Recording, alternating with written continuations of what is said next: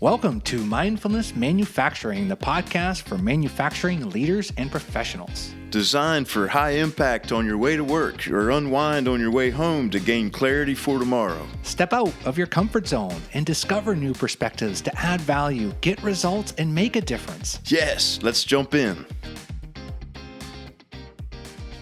If you go back to episode 7, you'll meet Brian Scarrett, if you haven't listened to that one, who's good friend, mentor of mine, and taught me so much in 40 years of leadership. Talked a lot about Stephen Covey and how he met him.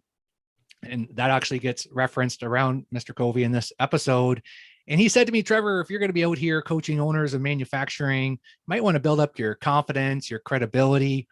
And there's this amazing guy online, Andrew Neitlich, and he is got some amazing content and has a certification. You might want to look him up. And thank goodness I did, because he's awesome. And it's how I met Dave Baker.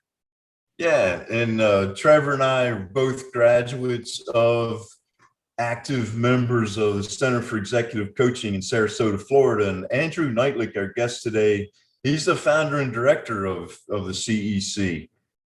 He's an MBA Harvard graduate, and he's been coaching and training coaches for over 20 years now. We're super excited that Andrew's carved out some time to share with us today some valuable things on this topic of coaching, what it is, what it's not, and some tips and techniques to help us as leaders. So we're going to jump in here.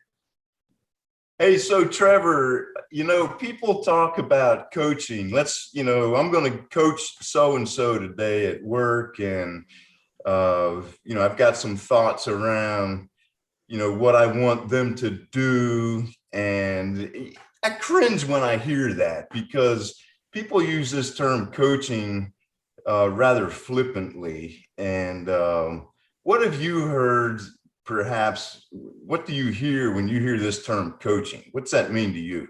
Oh, what I'm used to hearing in manufacturing is just, it's telling them what to do. Yeah. Right. It's giving good direction. Right. Well, we're super excited today to have Andrew Neitlich with us. He's with the Center for Executive Coaching out of Florida. And thank you so much, Andrew, for being here this morning. Good to be here. Thanks, guys. Yeah. So Andrew, tell us a little bit about coaching in a context, in a professional context. What is coaching and what it's not? Sure. Yeah, most people, when they think of coaching, might think of sports coaching. Like, I've been at the post office before mailing things with the Center for Executive Coaching on the label, and says, what kind of coach are you? What sport do you coach? And that's when people think about coaching. And so you imagine the dynamic coach on the sideline yelling at players and making plays and things like that.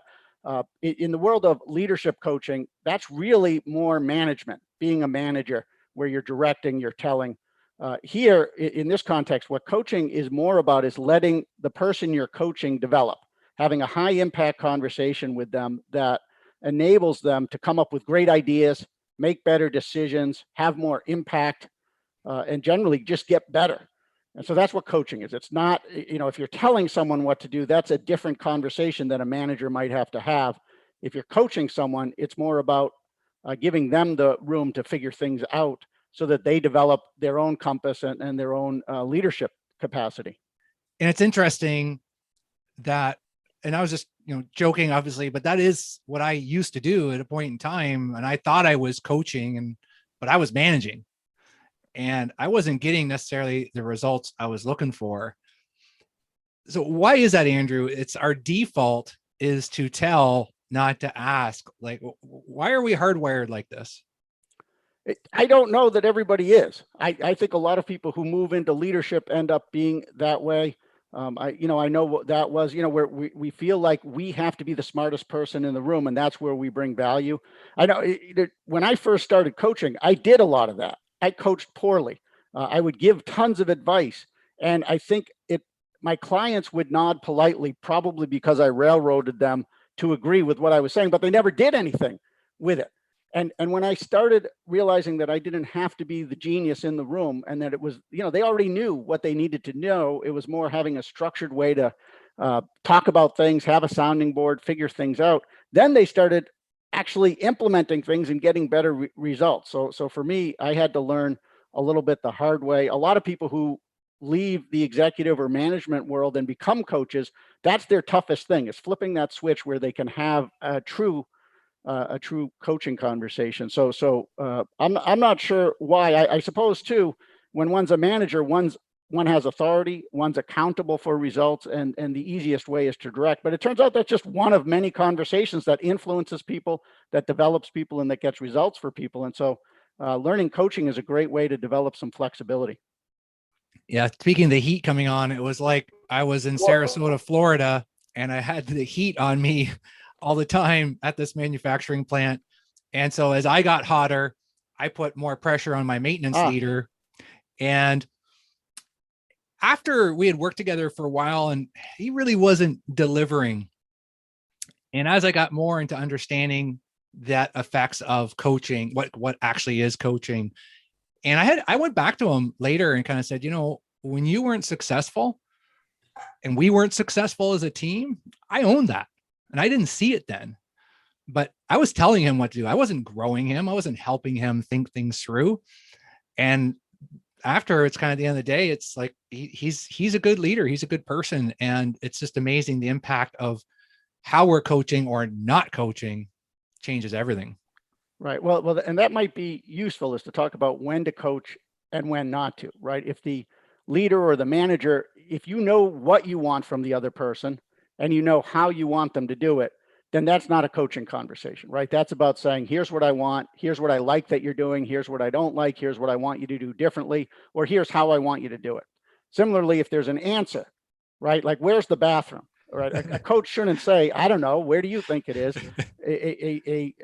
What you should say is, go down the hall, first door on the right. If there's a clear answer or best practice, that's not a coaching conversation. Coaching is really when you're not sure, you're open to the other person determining how they're going to do it and even what they're going to do. One of those two has to be flexible. The other thing is, if you know the answer and you coach them through it, that's more the Socratic method that you see in like law school, that law professors would do. That can really frustrate an employee. It's like, just tell me already. If you know the answer and you're not willing to let the other person figure it out, don't coach, just tell them, or you're going to drive them nuts. Right. And that can come across as very manipulative and really, have a negative impact on the trusting relationship there. It's like, well, what are you saying? Just say it. Don't kind of walk me through and lead me down this path. Just freaking say it. Cool. Yep. Well, hey, so what would be the most powerful technique, Andrew, for our listeners that you think at the end of this podcast they could walk away and apply just real time as they go into work or maybe even get home to their family? What would be that number one technique that you would apply or provide for us? Sure. Well, so let's say it's a coaching conversation, right? Examples would be, we want to come up with a development plan to develop the individual, or the individual comes to us with an issue and it's unclear what the answer is. It might have a lot to do with their style, their way of doing it. Right. So the number one technique is to get out of that advice giving mode and start asking powerful, open-ended questions that move things forward. So let me explain what I mean by that. A powerful, open-ended question typically starts with a what, a who, a where, a when. And forward-looking means we're not asking them stuff they already know. We're asking them to think about it. So, so for me, I have something called the 1, 2, 3 punch that I start almost every coaching conversation with. The first, let's call it a punch, is what would be a great outcome from our conversation? In other words, what do you want to, you've come to me, what do you want to achieve? Punch number 2 is, so what would be the ideal outcome for this challenge that you're faced with? And question number 3 is, what are your ideas to get there? Right? We want to get to what are your ideas to get there, not what have you tried. They already know that. They wouldn't be coming to us if what they tried had worked, but a forward-looking question. So what would be a great outcome for this conversation?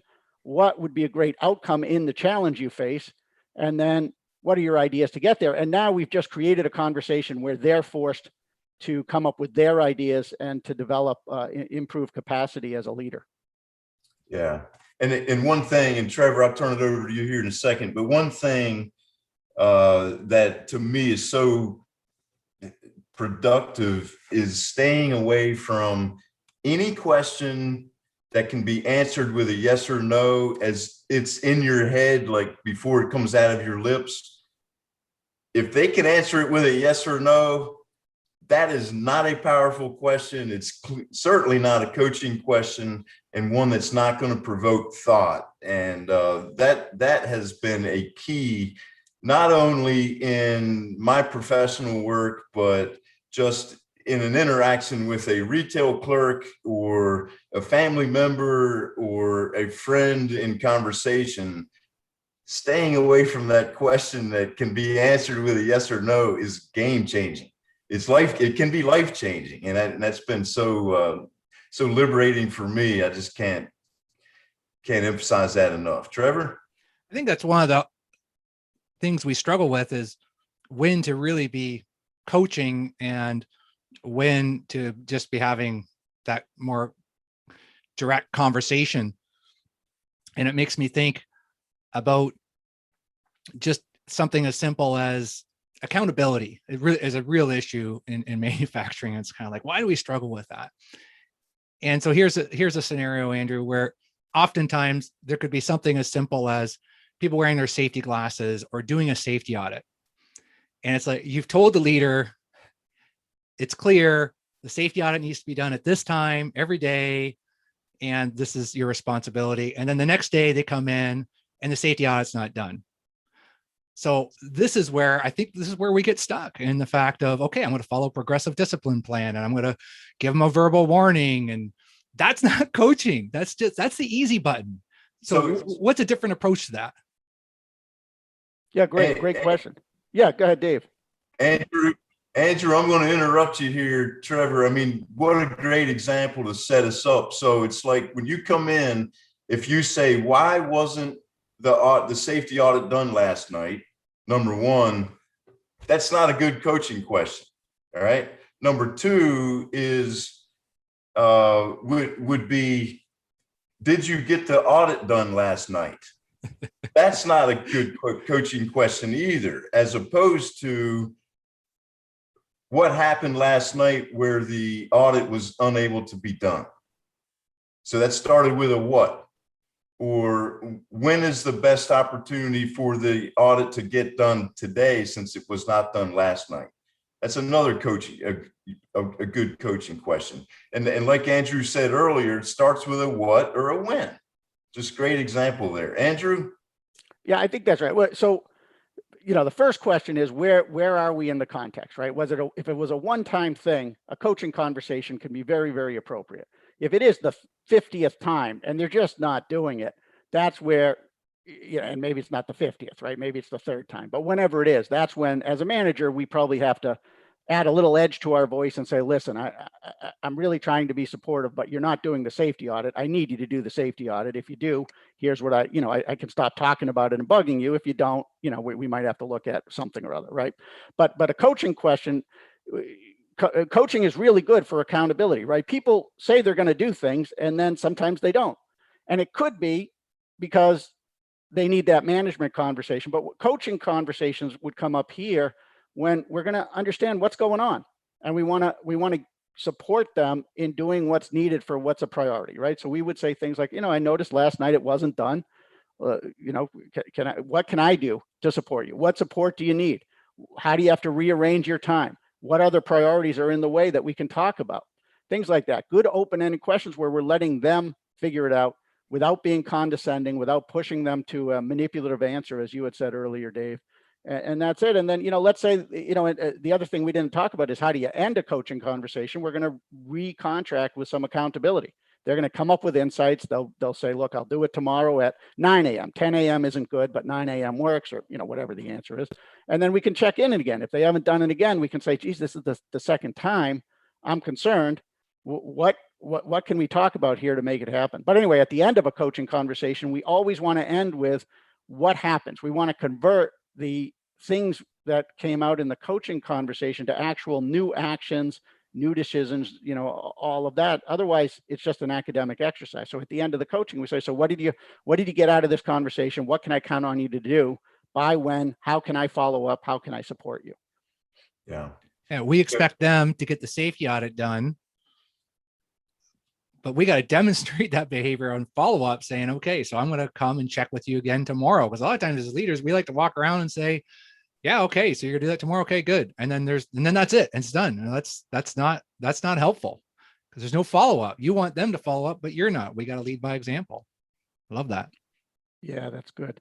That's the trick, right? Like, it's my job is much easier. I'm an external executive coach. I don't manage. A manager has so many hats to wear, where coaching is one of many things they have to do.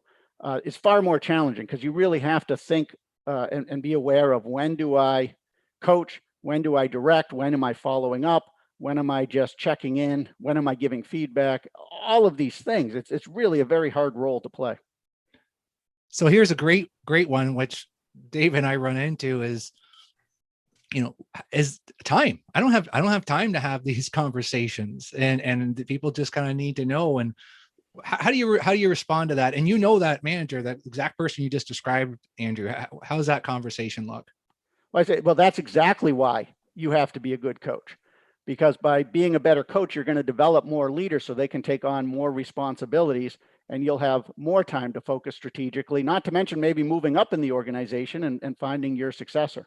So to me, time, what somebody's priorities are by how they spend their time. This gets into something where some of these managers might need to be coached. I love doing time studies of managers and how they spend their time. And we look at, like, how much time are you actually doing things that are in the weeds, don't need to be done, or below your pay grade? Well, by learning how to coach, they can delegate more, they can develop more people under them, the organization can grow more. So to me, time seems to be a pretty weak approach. I understand, especially when people are doing more things virtually, there's more Zoom, spans of control are bigger than ever before. It really is hard to find the time, but this is what a manager / leader does if they're going to be effective. Well, and let's peel the onion a little more on that. I mean, it takes time to think and be mindful of, wait a minute, this is a coaching context, or this is just a go and do context.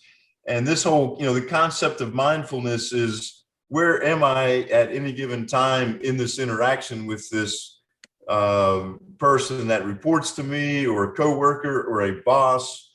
Hey, Andrew, I don't have time to think about that powerful question, right? I just want to tell them what to do and how to do it, and let's move on. Where have you seen, tell us maybe an experience where you've seen people turn the corner, and when that light bulb finally goes off, yeah, I get it now, and just making that change, or making that adjustment in their approach? Yeah, well, it's a little bit like addiction, right? I think you have to get sick and tired of being sick and tired, right? At a certain point, you're going to feel like you're burning out. It's just not working. And it's not easy, by the way. I'm trying to do this in my own organization, and I'm sorely tempted quite often to say, let me just do it for you. Let me show it to you. But that just means I'm going to always be doing it for them, and I'm going to miss out. A good metaphor that's coming to mind now is Gruden, when he was coaching the Tampa Bay Buccaneers. He talked about, we're going to crack the rock. In other words, if we just keep hitting the rock enough, eventually it cracks, and they won the Super Bowl. And I think that's what this is like. You have to just keep working at it. It's patient, and in the short term, it can be painful. There will be the temptation to direct and tell and just say, I'll just do it, it's quicker. But longer term, it's not. For your long-term health as a leader, and potentially for your career development and progression, this is what leaders do. This is one of the things that's at the top of the list. And so it's worth the patience and the investment. It's, what would Covey, I'm sure you talk about the 4 quadrants of the Covey framework, urgency and importance. This is something that's super important, not necessarily urgent, that can make the difference in one's career. In a manufacturing context, we want to get in there and it's running and gunning, hair on fire, nonstop, directive, and it's like, when we started off this conversation, it's like, everybody's going to work, they're going to coach their people, and it's like, the goal for this, if our listeners, are soaking this in, it's like slow down, be intentional, be mindful of the approach, in that this whole coaching concept is not, it's imperative to your success as a leader, and great leaders develop and are great coaches. Anybody can have a title, but and do the command and control routine, but a great leader is a great coach. Sure. Well, you mentioned the goal, right? And you mentioned it in the context of having a goal, but that great book, The Goal by Goldratt, is really a book about coaching, right? It was a gentleman who was a manager who was running a manufacturing plant. He was going to lose his job if he didn't fix things. And in many respects, he used a bit of a coaching approach to fix the processes, right? He went to the processes that were broken. He said, what's happening here? What are your ideas to repair it? Of course, he had some of his insights using metaphors, which coaches do. His metaphor was on I think a camping trip where he noticed a line and how the slowest person was holding up the line, but when he moved him to the front, things actually moved more quickly, and that led to some insights. I mean, that's really what coaching is, and it certainly can work in any type of sector or industry. Manufacturing, I think, where things are on fire, that all the time, and that's one of the best times to take a step back and use coaching. It forces people to think bigger picture than we're in the weeds. We have this crisis, this fire, and to say, well, what's the root cause of this? How can we work together to fix it? What are your ideas? A classic coaching conversation right there. And the best managers get everybody involved, especially those who have the knowledge. The worst managers are the ones who, in their office try to say, all right, here's the answer, when they're not even on the process experiencing it. And our industry has a major shortage right now of leadership, like assistant general managers, production managers, you name it. If you can separate yourself, and it's like, so if you're listening right now, you can go out today and change one conversation, and all of a sudden you become in the top 5%, because that whole time aspect and thinking a little bit different, and it's contagious. We see it in the organizations, and that's where I was at. I was in that environment. I just absorbed myself into the environment. I saw other people doing things, and thank goodness, as it was in me to want to do that, and it slowly transcended and was like, oh, I can get a lot more by investing a little bit of time. It's kind of like saving money. If I can put a little bit away now, and if I can take a little bit of time with this person, it'll make all that difference. And there was one of my leaders that I had, the general manager and HR manager, we had to terminate him. And I was like, well, this guy's coming in every day, taking ownership for his mistakes. He's in tears of, and he's trying different things. We got to stick with him. And sure enough, he turned out to be one of the best supervisors that we had.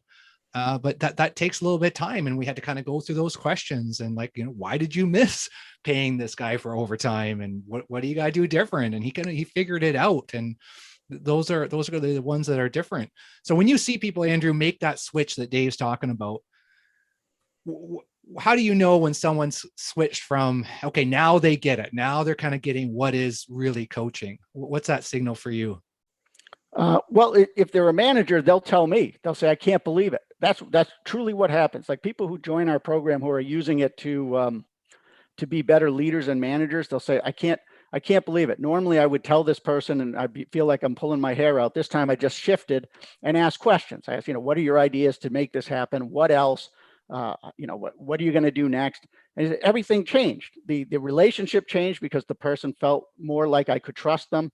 The person felt more on the hook to get things done, and so on. Now, again, sometimes they'll go to the opposite extreme and start coaching when they shouldn't, when it feels like manipulation, or, if someone doesn't have the skill and doesn't have the right attitude, that's not time for a coaching conversation.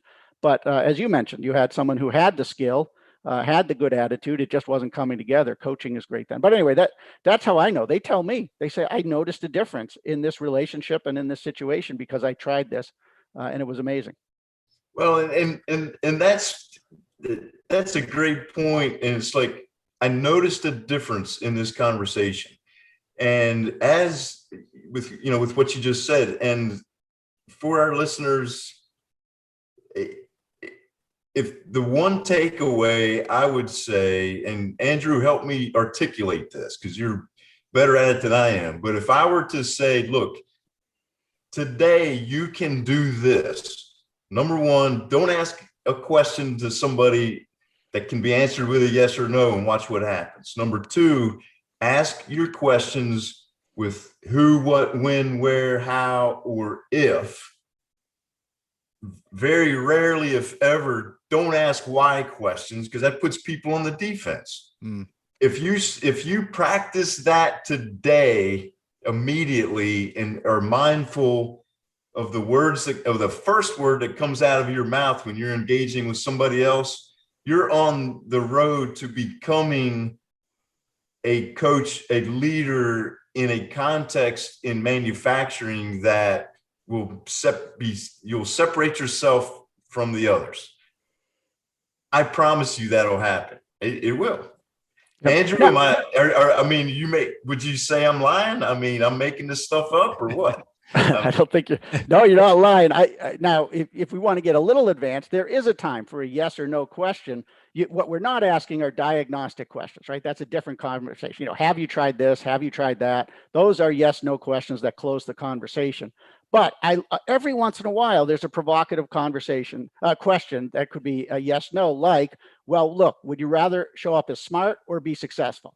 Would you rather be right or be successful? That's a yes, no question. We're giving them a choice. Of course, a coaching question might be, how can you be right and successful? So even that could be more powerful. But sometimes yes or no changes the tone of a conversation and forces someone to realize, wait a minute, maybe I have the wrong priorities or I'm thinking about this wrong. But with that said, yes, that exactly what you said. Good open-ended questions that look to the future and create new ideas, new insights, new possibilities, new actions, and new commitments. That's what coaching is. And if you want that as a manager, instead of just checking boxes and tasks all day long, I think you're going to find your work a lot more fulfilling. What are your thoughts around, Dave or Andrew, this is the fact of labeling it, like just talking about it up front, saying, listen, dude, I can just tell you what to do, or we can have a conversation. And I'm going to ask you a few questions. Like, is it good to do that? And just because it might be a different approach for a listener going in. Yeah, I think that's exactly what you want to do. Right. Again, my world's easier because people hire me to coach them. They know that's what they're getting. If you're a manager, you might stop and say, you want to always set the context and say, listen, I think what I'd like to do here is have a coaching conversation. What that means is I'm going to ask you some open-ended questions. I'm going to ask you questions and see, I want you to figure it out. I trust you. I think you'd be a great leader. I want you to develop as a leader. So it's going to be a coaching conversation. Is that okay with you?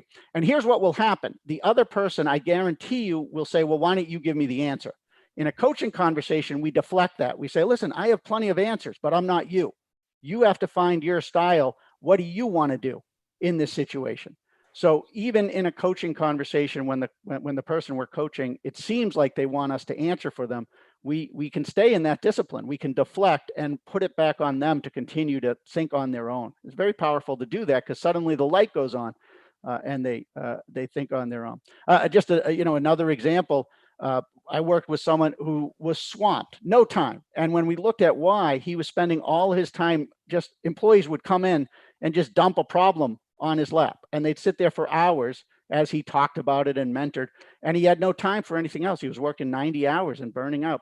So the solution for him was when someone came in, his first question would be, listen, I don't have the time to tell you what to do. I want you to tell me what are two alternatives and which one do you prefer?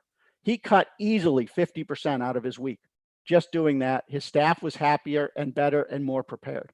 And so that's another way of shifting the tone. You don't even have to use the word coaching. Just say, I want to know your solution. And then boom, just start asking questions. What do you see as the pros and cons?